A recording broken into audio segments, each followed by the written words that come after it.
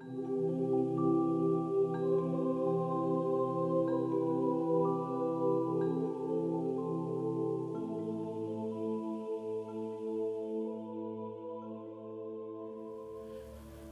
know that people fret and puzzle over the reality of God, at times resisting the invitation to believe, and at times protesting against it.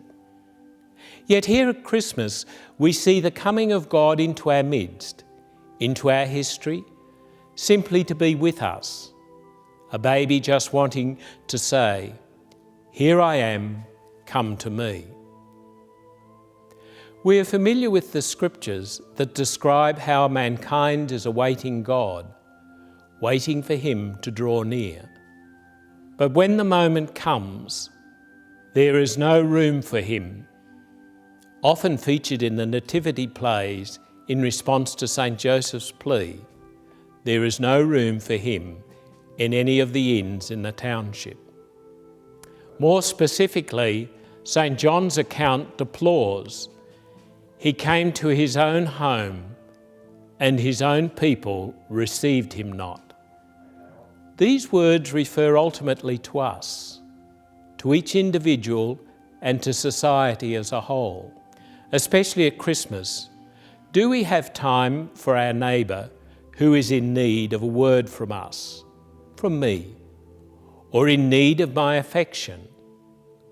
For the sufferer who is in need of help, for the fugitive or refugee who is seeking asylum? Do we have time and space for God? Can He enter into our lives? Does He find room in us? Or have we occupied all the available space in our thoughts and our actions and our lives for ourselves? Christmas carols remind us of the light that shines from the Christ child, and we always think of Bethlehem, the blessed town of His birth.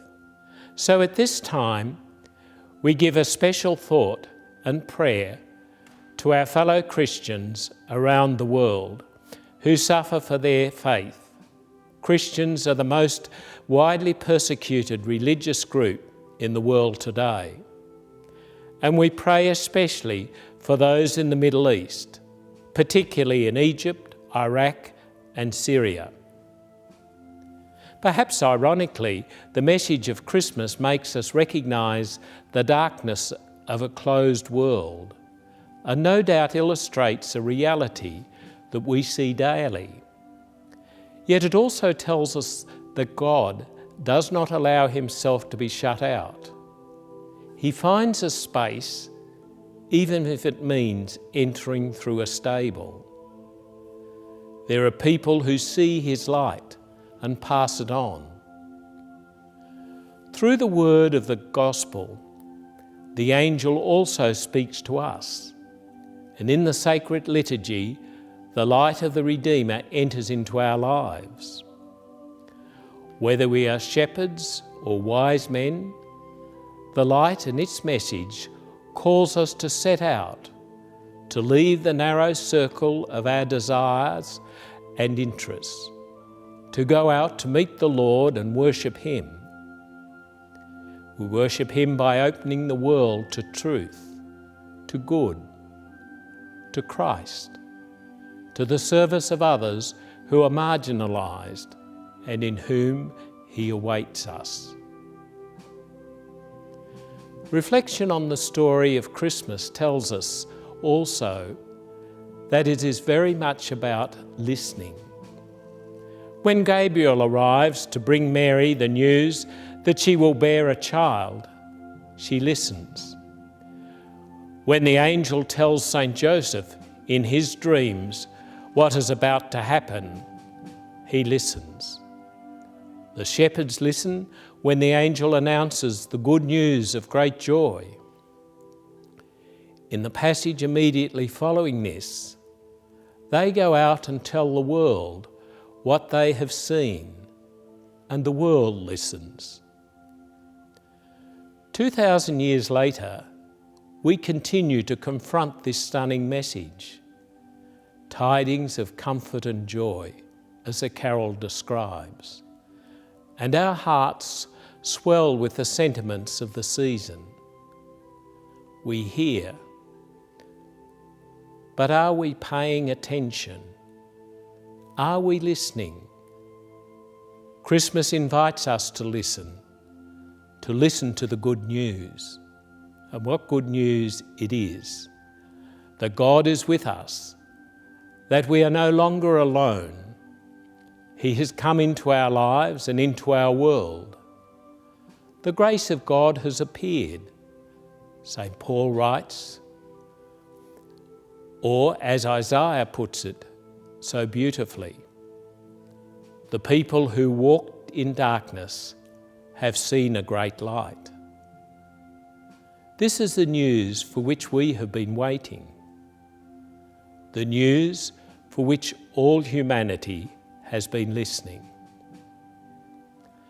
Think of how Christmas comes to us, if only we listen for it. Comes to us with angels singing and a baby crying. It comes to us with jingles of bells, a blare of trumpets, and the rip of wrapping paper, and the laughter of loved ones around the table. It is also there in the silence, when the one who used to share your life and your home is no longer there, and you find your heart full of sorrow and longing and memory. And into that, unexpectedly, comes Christmas. Quietly, gently. Rejoice, rejoice, because we are not alone. God is with us, Emmanuel. My friends, at this miraculous time, the message I want to leave with you is so simple. Listen with your ears and with your heart. 20 centuries ago, shepherds listened and told the world what they heard. But God has no shepherds now, but us. We are the ones chosen to hear His good news and to pass it on. It is news of wonder and hope and of light breaking through darkness. Today, Christmas has become a commercial celebration whose bright lights hide the mystery of God's humility, which in turn calls us to humility and simplicity. Let us ask the Lord to help us to enjoy our celebration with family and friends, but also to see through the superficial glitter of this season and to discover behind it the child in the stable in Bethlehem, so as to find true joy and true light. Let us allow ourselves to be made simple by the God who reveals Himself to the simple of heart. And let us also pray especially at this hour for all who have to celebrate Christmas in poverty, in suffering, or as migrants, that a ray of God's kindness may shine upon them. We pray that they and we may be touched by the kindness that God chooses to bring into the world through the birth of His Son in a stable.